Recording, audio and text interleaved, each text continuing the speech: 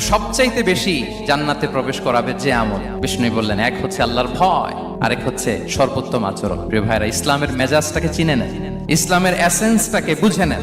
আমরা ভালো আচরণকে গুরুত্ব দিতে চাই না।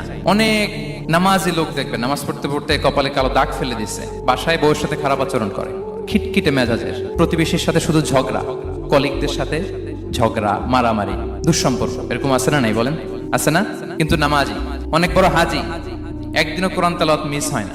তো এত আবাদত করেও সে ইসলামের আসল এসেন্সটাকে ধরতে পারেনি। বিষ্ণু বললেন, সবচেয়ে বেশি জান্নাতে প্রবেশ করাবে যে দুটি আমল, একটি হচ্ছে তাকওয়াল্লাহ, আল্লাহর ভয়, আরেকটি হচ্ছে উত্তম আচরণ, সর্বোত্তম আচরণ। তো আমরা যেন উত্তম আচরণের অধিকারী হই, আমার স্ত্রীর সাথে যেন ভালো আচরণ করি, প্রতিবেশীর সাথে যেন ভালো আচরণ করি, ছেলে মেয়েদের সাথে যেন আমাদের অ্যাটিটিউডটা ভালো থাকে, আচরণটা ভালো থাকে, কলিগের সাথে যেন ভালো থাকে। বিশ্বনবীর আচরণ যেমন ছিল তেমন আচরণ যেন আমরা গড়ে তুলতে পারি। আওয়াজ করে পড়ুন আমিন। সুনানে আবু দাউদের